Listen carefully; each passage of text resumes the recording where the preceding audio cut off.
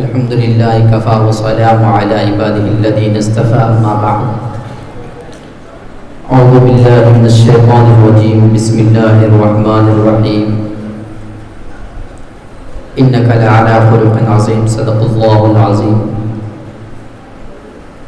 علی وقار صدر محترم معزز اساتذہ کرام اور عزیز رفقائے بزم، آج کی اس بزم میں میری تقریر کا عنوان ہے کہ محمد سے وفا تو نے تو ہم تیرے ہیں، یہ جہاں چیز ہے کیا لوح قدم تیرے ہیں۔ حضرات گرامی، جب ہم چھٹی صدی مسیحی کے اختتام پر ایک طائرانہ نظر ڈالتے ہیں تو ہمیں دنیا کے نقشے پر ہر چیز غلط نظر آتی ہے۔ پوری دنیا ظلم و ستم اور جبر و استبداد کی آماجگاہ بنی ہوئی دکھائی دیتی ہے۔ ہر طرف ظلم و بربریت کا دور دورہ تھا، فتنہ و فساد کے شرارے خرمن انسانیت کو خاکستر کر رہے تھے، جبر و ستم کے شعلے نخلستان محبت کو بھسم کر رہے تھے۔ قتل و غارت گری اور ظلم و استبداد کے ماحول میں اخلاق و کردار اور عدل و انصاف کا تصور بھی گناہ بن گیا تھا، جس کا نقشہ شاعر نے اس طرح کھینچا ہے کہ بدی کا زور تھا ہر سو جہالت کی گھٹائیں تھی، بدی کا زور تھا ہر سو جہالت کی گھٹائیں تھی، فساد و ظلم کی چاروں طرف پھیلی ہوائیں تھی،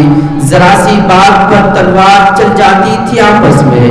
کہ ذرا سی بات پر تلوار چل جاتی تھی آپس میں، تو پھر جنگ آتی ہی نہ تھی دو چار کے بس میں۔ اگر لڑکی کی پیدائش کا گھر میں ذکر سن لیتے،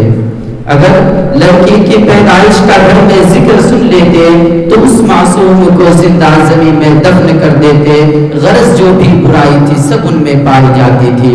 غرض جو بھی برائی تھی سب ان میں پائی جاتی تھی، نہ تھی شرم و حیا آنکھوں میں گھر گھر بے حیائی تھی، مگر اللہ نے جب ان پر اپنا رحم فرمایا،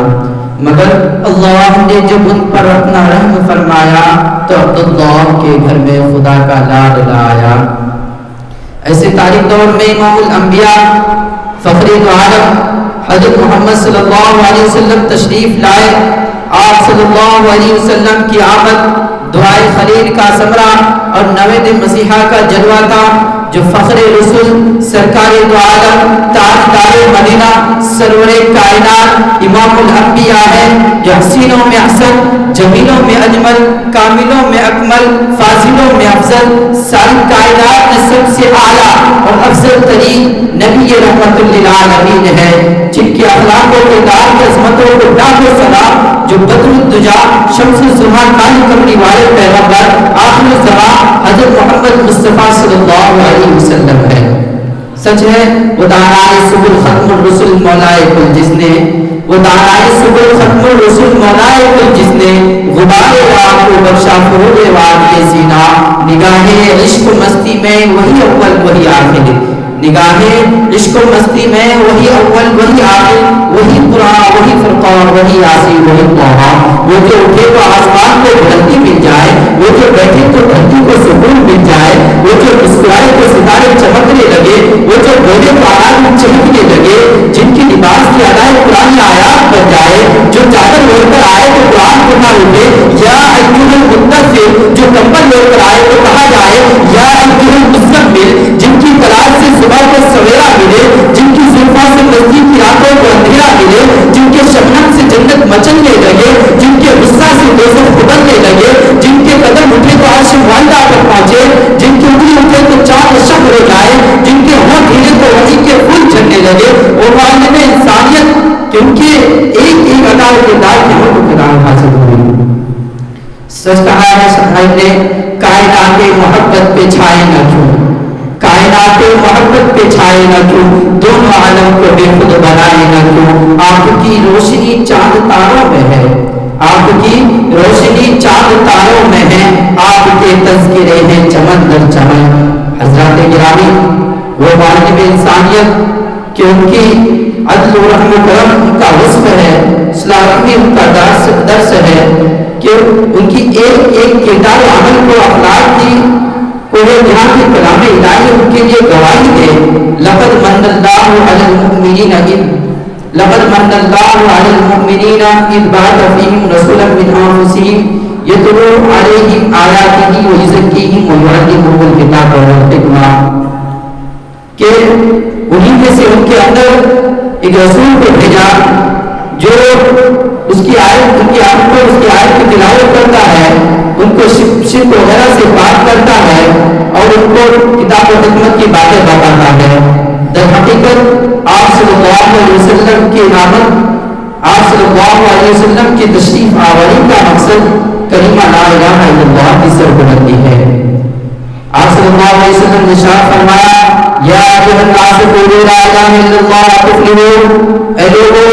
لا الہ الا اللہ کہہ لو کامیاب ہو جاؤ گے۔ آپ نے فرمایا قرۃ عینی فی الصلاۃ، میری آنکھوں کی ٹھنڈک نماز میں ہے۔ آپ نے فرمایا المسلم والمسلم، ایک مسلمان دوسرے مسلمان کا بھائی ہے۔ آپ نے فرمایا الطہور شطر ایمان، باقی آدھا ایمان ہے۔ آپ نے فرمایا انما الاعمال بالنیات، اعمال کے دار و مدار نیت پر ہے۔ آپ نے فرمایا افشوا السلام واطعموا الطعام، سلام کو پھیلاؤ اور کھانا کھلاؤ۔ آپ نے فرمایا قرۃ عینی فی الصلاۃ، میری آنکھوں کی ٹھنڈک نماز میں ہے۔ آپ نے فرمایا ارحموا من فی السماء، ارحموا من فی الارض یرحمکم من فی السماء، تم زمین والوں پر رحم کرو، آسمان والا تم پر رحم کرے گا۔ اور شاعر کی زبان ہے کرو مہربانی تم اہل زمین پر، کہ کرو مہربانی تم اہل زمین پر، خدا مہربان ہوگا عرش بری پر۔ آپ صلی اللہ علیہ وسلم کہ حیات طیبہ کے ایک ایک گوشہ ساری انسانیت کے لیے باعث رحمت و برکت ہے۔ لہذا دھرتی پر بسنے والے مسلمانوں، اگر تم حاکم و قاضی ہو، اگر تم معلم و استاذ ہو، اگر تم تاجر و سوداگر ہو، اگر تم حکومت کرنا چاہتے ہو تو مدینہ رسول صلی اللہ علیہ وسلم کے حاکم اعلیٰ کی اطاعت کرو، اسی میں فوز و فلاح ہے، اسی میں کامیابی کا راز مضمر ہے۔ علامہ اقبال نے سچ کہا تھا کہ محمد سے وفا تو نے تو ہم تیرے ہیں، کہ محمد سے وفا تو نے تو ہم تیرے ہیں، یہ جہاں چیز ہے کیا لوح و قلم تیرے ہیں، یہ جہاں چیز ہے کیا لوح و قلم تیرے ہیں۔ میں اس شعر پر اپنی بات ختم کرتا ہوں کہ رہی زندگی تو پھر بات ہوگی، کہ رہی زندگی تو پھر بات ہوگی، نہ رہی زندگی تو پھر یاد ہوگی، کہ وہ غلطی تو معاف کرنا، کیا پتہ یہ زندگی کی آخری ملاقات ہوگی۔ وآخر دعوانا الحمد للہ رب العالمین۔ السلام علیکم ورحمۃ اللہ وبرکاتہ۔